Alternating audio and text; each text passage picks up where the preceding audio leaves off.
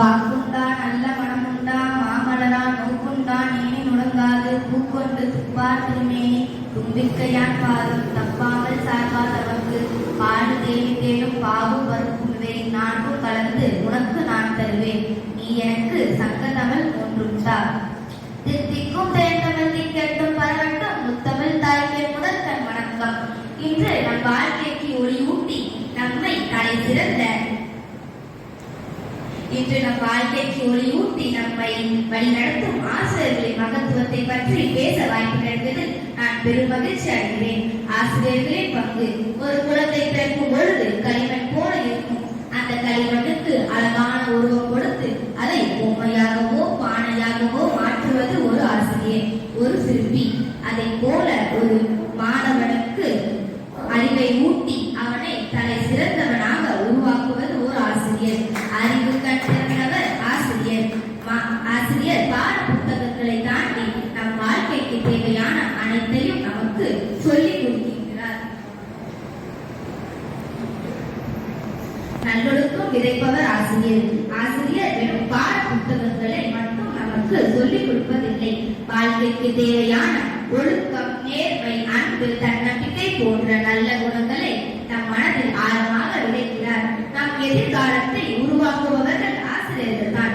ஒரு மருத்துவர், ஒரு விஞ்ஞானி, ஒரு பொறியாளர், ஒரு அரசியல் தலைவர், இவர்கள் யாராக இருந்தாலும் அவர்களின் முதல் குரு ஒரு ஆசிரியர் தான். ஆசிரியர்கள் தான் நம் நாட்டின் எதிர்காலத்தை தீர்மானிக்கிறார்கள். ஆசிரியர் பணி என்பது வெறும் வேலை அல்ல, அது ஒரு சேவை. ஆசிரியர் நம்முடைய தோல்வியில் இருந்து மீண்டெழுந்து முயற்சி செய்ய நம்மளை தூண்டும் ஒரு ஊட்டு சக்தியாகவும் ஆசிரியர்கள் தான் இருக்கிறார்கள். நம்மை பார்த்து பொறாமைப்படாத ஒரே ஜீவன் என்றால் அது ஆசிரியர்கள் மட்டும்தான். உலகில் யாரோ பெற்ற பிள்ளைகளை தன் பிள்ளை என்று சொல்லக்கூடிய தகுதியும் உரிமையும் உள்ள ஒரே இனம் என்றால் அது ஆசிரியர் இனம் மட்டுமே. மாவீரன் அலெக்சாண்டர் ஒரு கருத்தை பதிவு செய்கிறார். நான் இந்த உலகிற்கு வருவதற்கு என் பெற்றோர்கள் காரணம், ஆனால் இந்த உலகமே என் கையில் வருவதற்கு என் ஆசிரியர்கள் தான் காரணம் என்று அவர் பதிவு செய்கிறார்.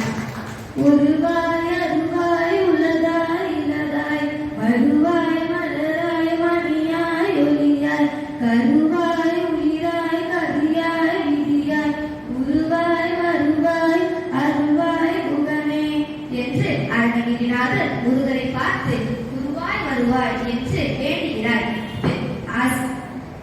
வேண்டுகிறார். தாய் தந்தையாய் வருவாய் என்று வேண்டவில்லை.